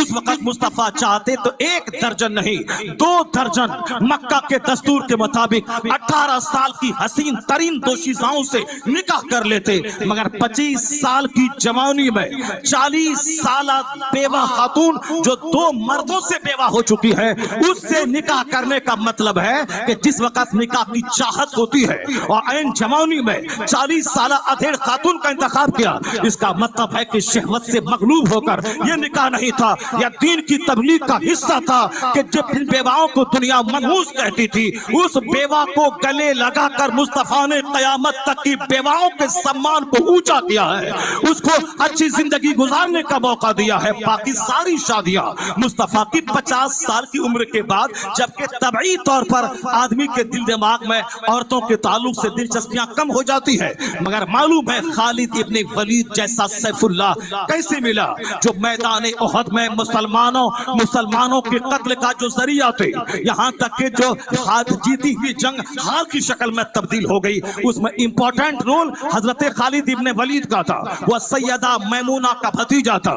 جب حضور نے سیدہ میمونہ سے عقد کیا, اس نکاح کے بدلے میں خالد ابن ولید جیسا سپہ سالار اللہ کی تلوار مسلمانوں کی مل گئی جنہوں نے میدان احد میں ایک زبردست رول ادا کیا تھا. حضرت خالد ابن ولید نکاح میمونہ کی برکت سے مل گئے. جب دیکھا میری پھوپھی نے عقد کیا, وہ سرکار کے اوصاف ان کی زبانی سنے, خالد ابن ولید انہوں نے کلمہ پڑھ کے مشرف با اسلام ہوئے. مدینے کا وہ قبیلہ جو اسلام اور پیغمبر اعظم کی تباہی کا منتظر رہتا تھا, لیکن جب ان کی خاندان کی بیٹی مصطفیٰ کے عقد میں آ گئی اور اپنی بیٹی کی زبانی حضور کی تنہائی والی زندگی کے اوصاف کو سنا, سارا قبیلہ ایک دن میں اپنی بیٹی کی زبانی مصطفیٰ کی تعریف سن کر کلمہ پڑھ کر مشرف با اسلام ہو گیا. پتہ چلا کہ جس وقت 18 سال کی شہزادی سے عقد کرنا تھا اس وقت 40 سالہ ادھیڑ سے عقد ہو رہا, اب جس وقت شادی نہیں کرنا تھا 50 سال کے بعد شادی ہو رہی ہے. اس کا مطلب ہے کہ رشتہ داریاں اسلام کی تبلیغ کا حصہ تھی, اور یہ پاکھنڈی کیا جانے مصطفیٰ کون ہے, مصطفیٰ کی عظمت کیا ہے, یہ تو جاہل ہے, کم پڑھا لکھا ہے. مصطفیٰ کتنے مہان ہیں. یورپ کا ایک دانشور کہتا ہے all standards by which human greatness may be measured is anyone greater than he. یعنی ڈاکٹر لامارٹن کہتے ہیں انسان کی عظمتوں کو جانچنے کا, انسان کی عظمتوں کو پرکھنے کا جتنا میزرمنٹ ہے, جتنا پیمانہ ہے, سارے پیمانوں کو سامنے لاؤ اور اس پہ جانچو کون ہے انسانی تاریخ میں جو محمد عربی سے بڑا ہو سکے, کون ہے. all standards by which human greatness may be measured is anyone greater than he.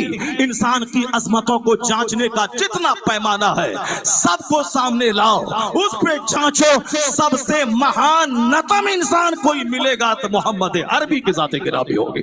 اسی کو سرکار اعلیٰ حضرت نے کہا کہ نہ کوئی تھنکر بڑا, نہ کوئی پروفیسر بڑا, نہ کوئی ریسرچر بڑا, نہ کوئی محقق بڑا, نہ کوئی متفکر بڑا, نہ کوئی فلسفی بڑا, نہ کوئی حکیم بڑا, کوئی نہیں. سارے اونچوں میں اونچا سمجھئے से है उस ऊंचे से ऊंचा हमारा नबी।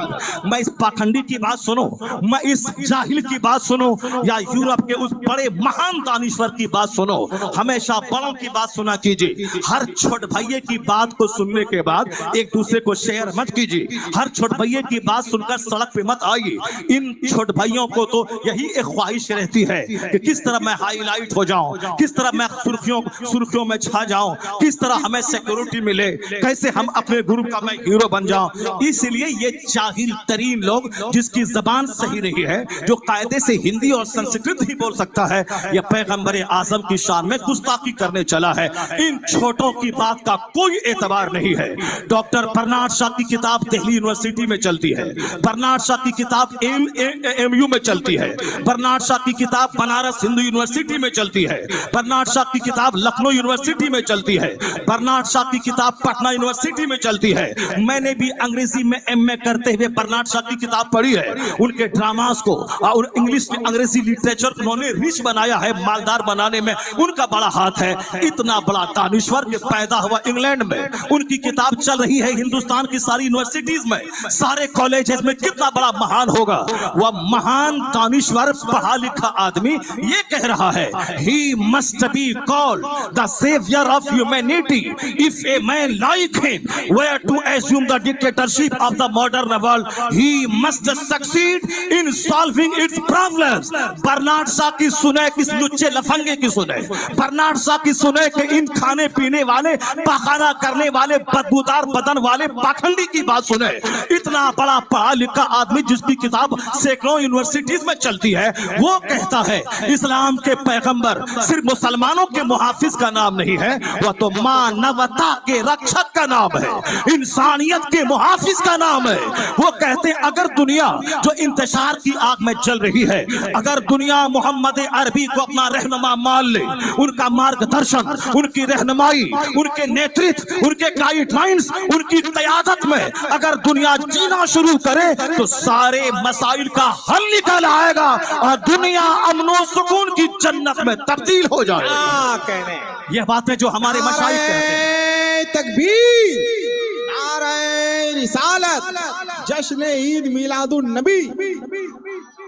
आप सिर्फ नात सुनने के बाद हा हा करेंगे कि नबी की असमत और कुरान और हदीस सुनने के बाद भी कुछ बोलेंगे। आप जरा हाथ उठा के बोले सुभान अल्लाह, हाथ उठा के बोले ला इलाहा इल्लल्लाह। हम नहीं चाहते कि सारे लोग खड़े होकर मेरी बात का इस्तेमाल करें, गौर से सुने, दिमाग में बिठाएं, अपने बाल बच्चों को सुनाएं और अपने दोस्तों की महफिल में गीबत चुगलखोरी वाली सारी बातों को छोड़कर, गुटखाखोरी की नहुसत को छोड़कर जबान पे मुस्तफा का जिक्र लाए। आप खुद हदीस याद कर ले और फिर अपने दोस्तों को सुनाए, अपने घर में बाल बच्चों को सुनाए, और जो कुछ मैं बयान करता हूं इसको दिमाग में नोट कर ले। अगर अंग्रेजी के जुमले नहीं आते हैं तो मफहूम तो आ गया होगा, इस मफहूम को बाल बच्चों को सुनाए ताकि आपका बच्चा कभी किसी पाखंडी की बात सुनकर नर्वस न हो जाए, मायूस न हो जाए, डिप्रेशन का मरीज न हो जाए, बल्कि उसे फख्र रहे कि मेरा रहनुमा वो है जैसे मेरा खुदा लाजवाब, उसी तरह मेरे मुस्तफा भी लाजवाब है, जिनका कोई जवाब दुनिया में, ना उनके हुस्न का जवाब, ना उनके अखलाक का जवाब, ना उनकी शख्सियत का जवाब, ना उनकी तालीमात का जवाब, ना उनके पैगामात का जवाब, ना उनके रहन सहन का जवाब, ना उनकी तहरीक का जवाब। यानी हर एतबार से ज़ाहिरी हुस्न और बातनी हुस्न या दोनों मिलकर पुरकशिश शख्सियत का मालिक मोहम्मद अरबी को बना दिया है। यानी जिसका हुस्न भी लाजवाब है, जिसका पैगाम भी लाजवाब है, उस लाजवाब पैगंबर के हम फॉलोवर हैं। इसलिए मुस्तफा पे कसरत से दरूदो सलाम, लाखों करोड़ों अरबों दरूदो सलाम उस पर कि उन्होंने हमें मजहब इस्लाम का नूर अता फरमाया, हमें गुमराही की कीचड़ से बचाया। जब सरकार की मोहब्बत दिल में पैदा होगी तब होगा कि हुजूर कैसे बाल रखते थे, हुजूर कैसे कपड़ा पहनते थे, मैं जो हाथ में लोहा पहना हूं मुस्तफा की निगाह में कैसा है, मैं जो जोकर की तरह बाल रखा हूं मेरे सरदार की निगाह में कैसा है, मैं जो 5 टाइम टाइम ढठाई से नमाज छोड़ता हूँ, मेरे मुस्तफा के नजदीक ये अमल कैसा है? मैं जो गीबत चुगलखोरी की महफिल सजाता हूँ, हुजूर के नजदीक ये कैसा है? मैं जो ये औरतों की तरह लिबास पहना हूँ, ये हुजूर के नजदीक कैसा है? मैं जो फटा हुआ नया पैंट पहनता हूँ, इसके ताल्लुक से मेरे मुस्तफा क्या कहते हैं? मैं जो अपने घर में 24 घंटे फिल्मी ड्रामे देखता हूँ, इसके ताल्लुक से मुस्तफा क्या कहते हैं? मोहब्बत नहीं है, इसलिए घर में फिल्मी एक्टर का राज चल रहा है। और जब घर जिस दिन मोहब्बत शदीद पैदा होगी, जिसको इश्क कहते हैं, जिस दिन इश्क पैदा हो गया, उस दिन खुराफात का खात्मा होगा और शरीयत और सुन्नत पर अमल मर्द और औरत का पैदा होता चला जाएगा। मगर चूंकि भी खुराफात घर में है, अभी सिर्फ मोहब्बत का ताल्लुक जबान से है, सिर्फ हाथ में झंडा है कि हम मोहब्बत रसूल करने वाले हैं, और बाकी सारा कैरेक्टर इस दावे को झूठ साबित करता है। सख्त मोहब्बत की जरूरत है। जब तक हुजूर के औसाफ, हुजूर के कमालात को न सुने, उनकी तालीमात की खूबियों को नहीं जाने, उस वक्त तक शदीद मोहब्बत में पैदा होगी। दुनिया के लोग कहते हैं इल्म हासिल करो, इल्म ताकत का नाम है। गांधी जी कहते हैं शिक्षा ग्रहण करो, तब हमारा भारत प्रोग्रेस करेगा। चाइना कहता है कि हम तो टूटे और बुझे थे। आज दुनिया की महाशक्तियों में एक नाम उसका आता है, शिक्षा और इल्म की वजह से आया है। आज अमेरिका का जादू सबके सर चढ़ के बोलता है। अमेरिका बाताज बादशाह है दुनिया का, और जिसको चाहे सबको डराए धमकाए, खबरदार तुमने अंगड़ाइयां ली तो तुझ पर बम बरसा के तबाह कर दूंगा। सारे लोग डर जाते हैं, सहम जाते हैं। वो अमेरिका से कहा जाए कि हाई क्लास की टेक्नोलॉजी कहां से आई, वो बोलेगा knowledge is power, knowledge is light. इल्म ताकत का नाम है, इल्म रोशनी का नाम है। तो अमेरिका कहता है तरक्की का सारा इन्हिसार इल्म पर है, इसलिए इल्म ताकत और रोशनी का नाम है। यही पैगाम हिंदुस्तान के वो प्रधानमंत्री जी कहते हैं, हम बेटियां पढ़ें, बेटियां पढ़ें, सारे लोग पढ़ें, नौकरी के लिए नहीं पढ़ें, इल्म को इंसान बनने के लिए हासिल करें। इल्म ताकत है, आपको ताकतवर बना देगा। एक हरिजन का बेटा डीएम बनता है, राजपूत जिसको आदमी मानने को तैयार नहीं था, वह उनके सामने हाथ जोड़कर खड़ा है। किसने इस हरिजन को राजपूतों का सरदार बनाया? कहा जाएगा knowledge is power, knowledge is light. इल्म ताकत है, इल्म रोशनी है। दुनिया आज इल्म को ताकत कहती है, मगर आप कुर्बान जाएं अज़मत मुस्तफा पे। 1400 साल पहले ना कोई कॉलेज था, ना यूनिवर्सिटी थी, ना ऑब्जर्वेटरीज थी। अरब के रेगिस्तान में बैठकर मुस्तफा ने जो पैगाम दिया है, उतलबुल इल्म, इल्म हासिल कर, अलैकुम बिल इल्म, इल्म को लाजिम पकड़ ले। फाइनल इल्म कुव्वतुन, फाइनल इल्म नूरुन। इल्म ताकत का नाम है, इल्म रोशनी का नाम है। इसलिए तो मैं कहता हूं मेरा आका तमाम मुअल्लिमीन के सरदार हैं। जहां दुनिया के दानिश्वरों की नजर इल्म को ताकत कहने पे आज गई है, वहीं मेरे महानतम पैगंबर ने इल्म को ताकत 1400 साल पहले कहा है। इसलिए सारे दानिश्वरों का कद छोटा है, और महानतम पैगंबर कोई है तो मोहम्मद अरबी के जाते गिरामी। I can not find any other man in history like Muhammad. चूंकि मेरा टॉपिक आज ये नहीं है, वह सिर्फ बात करते हुए मैंने आपको बता दिया कि जिस तरह अल्लाह का एहसान है कि मुझे ईमान दिया, मुस्तफा जैसा रहनुमा अता फरमाया, उसी तरह अल्लाह का बेपनाह एहसान है कि अल्लाह ने हमें इस दौर में आला हजरत जैसा रहनुमा अता फरमाया। वो आला हजरत जिन्होंने हमें मुस्तफा के इश्क का पैगाम दिया है, जिन्होंने हमारे दिल को उजड़ने से बचाया है, जिन्होंने इश्क की खेती हरी की है, जिन्होंने सरकारे दो जहां से ताल्लुक को मजबूत किया है, जो सोते भी थे इस तरह कि उनका स्ट्रक्चर मोहम्मद, लफ्ज़े मोहम्मद की तस्वीर बन जाता था। हर वक्त दिमाग में इश्क मोहम्मदी का खुमार रहता था। जब भी कलम उठता मुस्तफा की अजमत पे उठता था। हुजूर पे होने वाले हमले का वो दिफा करते थे।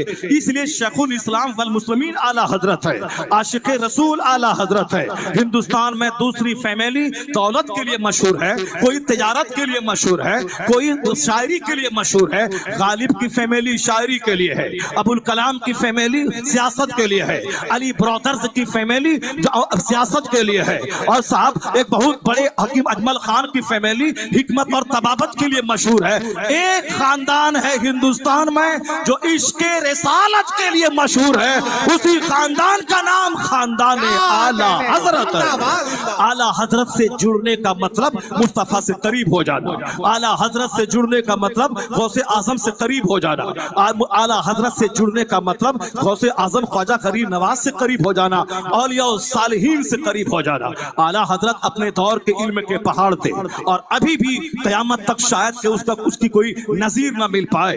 1000 की करीब किताबें लिखकर जो उन्होंने मसलक और मजहब की खिदमत की है, यही वो किताबें हैं जो आला हजरत को क़यामत तक जिंदा रखेंगी। यही वह फिक्र है रज़ा की जो आज सबों के दिलों को बरेली की तरफ मोड़ दिया है। आज लोग कहते हैं कि बरेली हमारा मरकज नहीं है, इल्मी मरकज फला जगह है, फला जगह है बरेली मरकज। अब उसके लिए लोग ज्यादा जोर डाल रहे हैं, नहीं बरेली मेरा मरकज है, बरेली मेरा मरकज है। ये बात बोलने की क्या जरूरत है? नादान बोलते रहे कि फला जगह मरकज है, फला जगह मरकज है, ये पॉइंट है, वो पॉइंट है, कोई पॉइंट नहीं। आला हजरत की वजह से बरेली मेरा मरकज है, आला हजरत की वजह से है। मदीना मक्का मस्जिद नबवी का इमाम वहाबी है, वहां का गवर्नर वहाबी है, वहां का बादशाह वहाबी है। क्या मतलब? मदीना मेरा मरकज नहीं रहा। मदीना उन इमामों की वजह से मरकज नहीं है, वहां के शाह फैसल की औलाद की वजह से वो मरकज नहीं है। मदीना राजधानी है मुस्तफा की वजह से। जब तक रोज़े रसूल रहेगा मदीना हमारा मरकज है, मदीना मेरी राजधानी है। इस दौर में बेशुमार गलत फिक्रों ने गलत फिक्रें परवान चढ़ी। ऐसे में आला हजरत ने सच्चा रास्ता दिखलाया, मसलक अहले सुन्नत का, फिक़्ह हनफी का और औलिया सालिहीन के राह तसव्वुफ और सुलूक का। इसलिए हम सारे मुसलमान आला हजरत के क्षेत्र छाया में आ गए। तो आला हजरत ने हमें सही फिक्र दी तो आला हजरत मेरे मोहसिन ठहरे, शेखुल इस्लाम ठहरे, हमारे मुर्शिद ठहरे, हमारे इमाम ठहरे।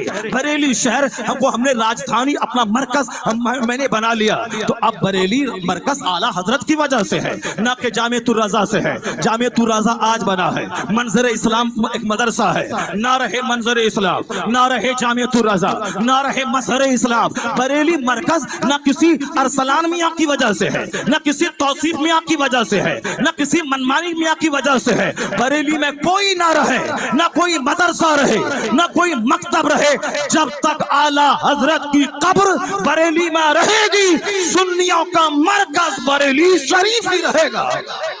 नारे तकबीर, नारे रिसालत, मरकज़े अहले सुन्नत बरेली शरीफ, मसलके आला हजरत। बरेली मरकज आला हजरत की वजह से है, ना किसी मदरसे की वजह से है और ना किसी और दूसरी शख्सियतों की वजह से है। बरेली मरकज है आला हजरत की वजह से। और जो आला हजरत के मसलक का सच्चा मुबल्लिग होगा वह मेरा रहबर होगा, वह मेरा रहनुमा होगा। आला हजरत का बेटा ही क्यों न सही, उनके खानदान का, अगर वह नज़्द चला जाए, देवबंद चला जाए, उनकी फिक्र के हामिल हो जाए, उनके साथ बैठ के चाय पिए, आला हजरत के मसलक की मुखालफत की वजह से वो हमारे लिए काबिल एहतराम नहीं है। मैं उनका हाथ चूमूं, मैं उनकी पेशानी को बोसा दूं, जब वो रजा के मसलक का नहीं तो मेरा कुछ नहीं है। वो चाहे रजा के खानदान का फर्द क्यों ना हो, अगर बिहार के देहात का कोई शख्स अगर मसलक आला हजरत का मुबल्लिग है और उस मसलक पर मजबूती से कायम है, वो अजनबी शख्स हमारे लिए काबिल एहतराम है। और अगर आला हजरत के खानदान का कोई फर्द वह नजदियों से साजबाज करे, वो हमारे लिए काबिल एहतराम नहीं है। जब वो रजा का नहीं है तो फिर वो हमारा नहीं है। और जो आला हजरत की फैमिली का हो और फिर आला हजरत के मसलक का दाई हो, आला हजरत के मसलक का हिमायती हो, इल्म फन का सूरज हो, तकवा और तहारत का चांद हो, तो फिर तो हमारे लिए सबसे ज्यादा काबिल एहतराम वो रजा की निस्बत की वजह से है, उनके खानदानी निस्बत की वजह से है, इल्म की वजह से भी है, हुस्न जमाल की वजह से भी है और दिन की खिदमतों की वजह से है। और फिर बरेली को की मरकजियत को मजबूती दिलाने के लिए अगर इदारा कायम करे और हजारों बच्चे वहां इल्म हासिल करें, ताकि उस राजधानी से इल्म का चिराग भी रोशन हो, अगर वो उस खानदान का भी हो, तकवा और तहारत भी उसके पास हो, इल्म फजल भी हो, तो वही चौमुखी इज्जत का हामिल बन जाता है।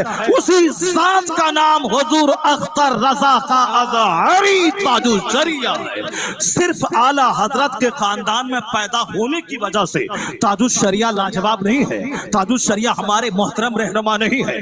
अगर वो सिर्फ आला हजरत के खानदान में पैदा होने की वजह से कोई इज्जत हो अगर ज्यादा, तो फिर तो और दूसरे लोगों को भी मिलनी चाहिए। मगर आज वो जो सर पे बैठने के काबिल थे, आज वो हमारे सलाम का भी मुस्तहिक नहीं है वो, इसलिए कि जो मसलक आला हजरत का वफादार नहीं रहा, उसके लिए हमारा कोई सलाम कलाम उससे नहीं है। मगर ताजुश शरिया में चौमुखी फजीलतें दाखिल है। एक तो मसलक की हिमायत करना, सुलह कुल्लियत से मसलक आला हजरत को बचाना, सुलह कुल्लियत की रद्द करना। जो कहते हैं गुड़ भी सही है, गोबर भी सही है, जो कहते हैं कि लड़का 50 लाख महीना कमाता है, बेटी देने में हर्ज किया है, और जो कहते हैं कि बेटी लाने में ही हर्ज किया है, तुम तो हा हा करता है, मगर उसका बच्चा अपनी बदमज़हबियत की तबलीग करता है। उसकी बेटी तेरे घर में आके वह सुन्नी तो कम बनेगी, वह तुम्हारे घर के बाल बच्चों को नजदी बना देगी, क्योंकि उसकी बेटियों के दिमाग में भी नजदियत का जुनून चाह रहता है। वो अपने शौहर की फिक्र बदल देती है। उसकी औरतें भी मुबल्लिगा है। हमारी माँ बहन बेटियां तो सिर्फ तमाशा देखने के लिए है, और न नमाज की है, न महफिल मिलाद की है, न वह पर्दे की है, न शौहर की फरमा बरदारी की है, न मसलक आला हजरत की तबलीग के ताल्लुक से उनके पास कोई हुनर है। ये तो जहाँ चेहरा देखा, एक पैकेट मिठाई में अपना तेवर बदल लिया, जहाँ किसी ने नर्म नबो लहजे में बात किया, उसी के गोद में झूलने लगी। तुम्हें भी मुबल्लिग बनना होगा आला हजरत के मसलक का। जब वो अपनी बच्ची की गुट्टी में पिला देती है कि तुम्हें वहाबियत फैलाना है, तुम्हें देवबंदियत फैलाना है, फिर वो अपने शौहर का ब्रेन वॉश करती है और अपने सास का ब्रेन वॉश करती है। वहाँ वो एक बहू बन के नहीं रहती है, वह वहाबियत का मुबल्लिग बन के रहती है। तो हमें भी अपनी बेटियों को तैयार करना होगा, अपने बेटों को तैयार करना होगा, वरना मेरा बेटा जो 12वीं शरीफ का झंडा उठाता है, सऊदी अरब नौकरी करने गया वहाबियत का झंडा लेके आता है। मेरा बच्चा जो 11वीं का तोशा खाता है, वो अलीगढ़ पढ़ने गया, वहां से लौट के आता है, वो देवबंदियत का मुबल्लिग बन जाता है। क्योंकि हमने सिर्फ झंडा उठाया, हमने बच्चों को बताया नहीं कि मसलक आला हजरत हक क्यों है, मसलक अहले सुन्नत हक क्यों है। हमने खोल कर कमालात नहीं बताए, हमने उसकी वजूहात को नहीं बताया, हमने घर में दिन का चर्चा नहीं किया, बच्चों के दिमाग में बात नहीं डाली कि हमारे पास कौन सी बड़ी नेमत मौजूद है। नहीं, हमने झंडा उठाया, सिर्फ फातिहा किया, हमने मलीदा खाया, और हमने साहब तोशे कादरिया खाया, और हमने साहब लंगरे गौसिया खाया। उसके अलावा कुछ नहीं बोला। पीरो मुर्शिद आते रहे जाते रहे और नजराना लेते रहे। नहीं बोला कि टेलीविजन घर से नहीं हटेगा तो नहीं आऊंगा, अगर घर में कोई नमाज ना पढ़ेंगे तो मैं तुम्हारा नजराना कबूल नहीं करूंगा। नहीं, कुछ नहीं कहा। हाँ, सिर्फ फातिहा कराओ, लंगर लुटाओ, तोशा का फातिहा दो, मालदार बन जाओगे, दौलतमंद बन जाओगे, ये तो हमारा मुर्शिद बोला।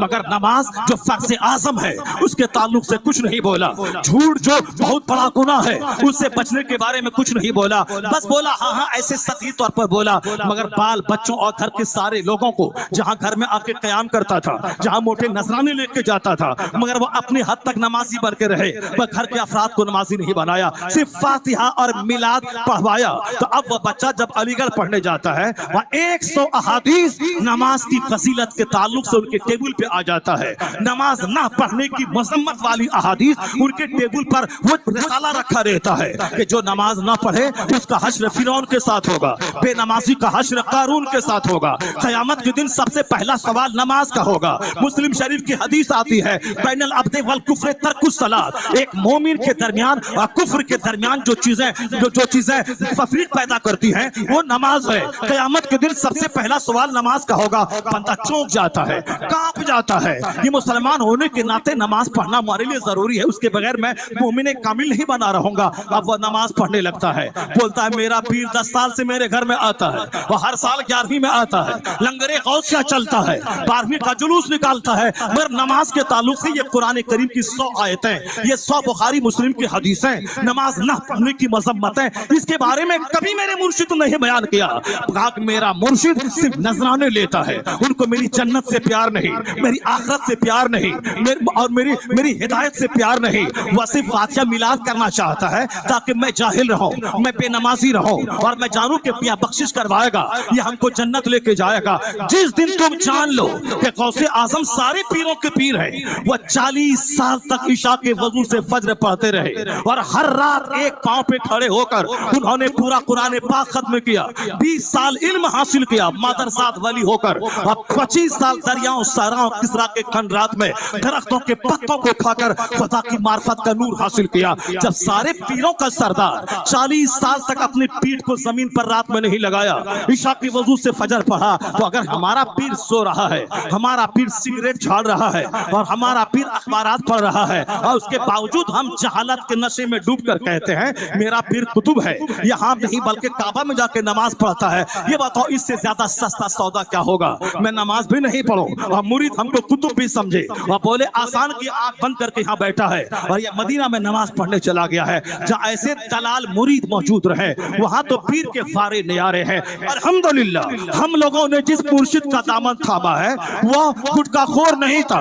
वह आंख बंद करके काबा की दुहाई देकर नहीं कहता था मैं काबा में नमाज पढ़ता हूँ। दूसरे लोग सोए रहे मगर मेरा मुर्शिद अमेरिका के देहात में रहे तो पांचों नमाजें बाजमात पढ़े, वह बिहार के देहात में रहे फजर की नमाज कज़ा न हो, वह 4 बजे सुबह आए तो 1 घंटे के बाद सबसे पहले उठकर नमाज अदा करे। वह दूसरों का पीर है जो अखबार पढ़ता था, जो गुटखा खाता था, जो सिगरेट पीता था, मगर मेरा मुर्शिद ताजुश शरिया था। जब भी देखा उसे कुरान पढ़ता देखा, जिक्र अज़कार करता देखा, उसे औरादो वसाइफ में देखा, दरसे बुखारी में देखा, मुफ्तियों की जुर्मुट में देखा, फतवों की इस्लाह करता देखा, मजहबी मसाइल पे बात करता देखा। इसलिए सारे पीरों का कद उनके सामने छोटा है कि दूसरे दुनिया के मिशन में लगे हैं और ताजुश शरिया आखिरत के मिशन में लगे हैं। ताजुश शरिया जिन्होंने गौसे आज़म की याद ताजा कर दी, ताजुश शरिया जिन्होंने अपने औलिया और सालिहीन की याद ताजा कर दी कि इल्म और अमल या दोनों चीजें जरूरी हैं दिन की तबलीग के लिए। ताजुश शरिया नमाज के पाबंद 4 साल की उम्र से थे, यहाँ तक कि 75 साल की उम्र में भी असर की नमाज पढ़कर मगरिब की नमाज का इंतजार है। हम लोगों का हाल क्या है कि बड़े बड़े साहिबान और जुब्बा और दस्तार वो अगर दस्तगाह में बैठकर पढ़ाएं भी तो बाद जमात 5 नमाजों की लिस्ट तैयार कर ले और बता दें कि 1 महीने के अंदर कितनी नमाजें बाजमात मस्जिद में अदा हुई है। अब आंख सर झुकाना पड़ेगा, आंखें बंद करनी पड़ेंगी और अपने अहवाल पे शर्म आएगी। उससे बेहतर तो मस्जिद का वो इमाम साहब है जो इमामत की वजह से 5 नमाजें बाजमात मस्जिद में सफे अव्वल पे पढ़ लेता है। लोग कहते हैं इमामत की मुलाजमत में फितना है, मैं कहता हूँ कहाँ फितना नहीं है। मदरसा चलाने में जितनी दुश्वारियां हैं, आज से 25 साल पहले कारी रज़ुल्लाह से मैंने कहा था मैंने एक मदरसा खोला है, उस मदरसे में हमको अच्छी तालीम दिलवानी है, मदरसे के बच्चों को अंग्रेजी और अरबी जबान का माहिर बनाना है। चूंकि दौरे जदीद में बच्चों के लिए जरूरी है कि अच्छी जबान वो जाने, अंग्रेजी भी जाने, अरबी भी जाने, वरना एक मामूली सती किस्म का मौलवी पढ़े लिखे अदीबों की महफिल में जब खिताब करने जुमा के दिन मस्जिद के मेंबर पे आता है, सामने हाई स्कूल का टीचर है, सामने कॉलेज का प्रोफेसर है, सामने इंजीनियर है, सामने उर्दू अदब में पीजी उन्होंने किया है, उसकी जबान भी अच्छी है, इस्लामी मालूमात भी पुख्ता है, वह इस्लामी सारे ग़ज़वात पे उसकी नजर है, इस्लामी इतिहास पे नजर है और ये सिर्फ नहमीर मीज़ान और शरजामी पढ़ने वाला ये ग्रामर में उलझा रहा, इसे जंगे यरमूक जंगे कादसिया की तारीख मालूम नहीं है और ये ऑल जलूल बातें करता है तो सामने वाला इंजीनियर, सामने वाला डॉक्टर क्या समझेगा। इसलिए मस्जिद का इमाम मजबूत मुताले का मालिक होना चाहिए कि आधा घंटे का खिताब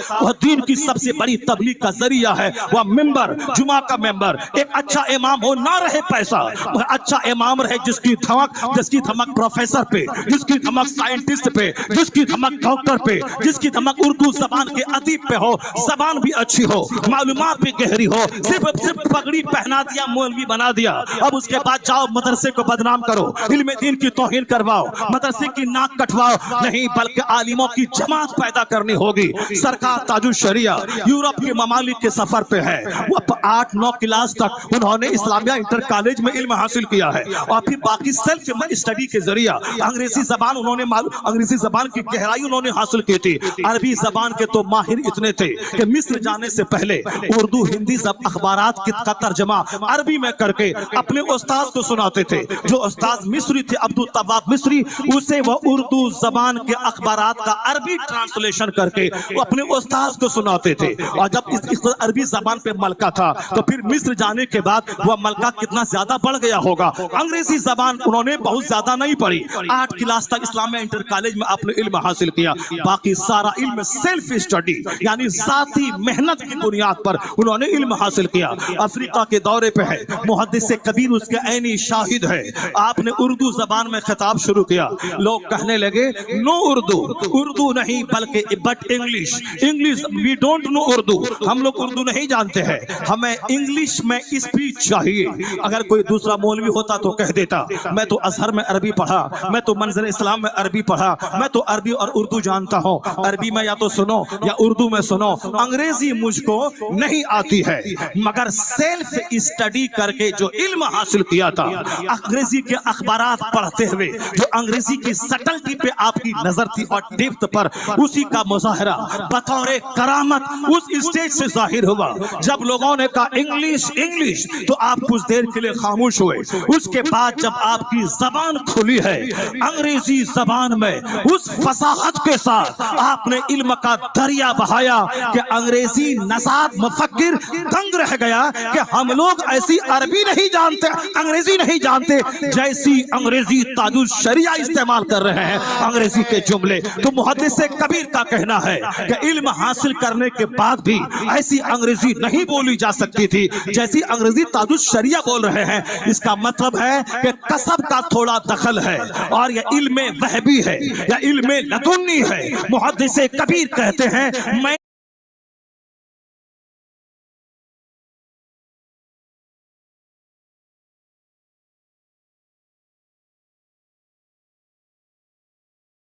आता है, सामने हाई स्कूल का टीचर है।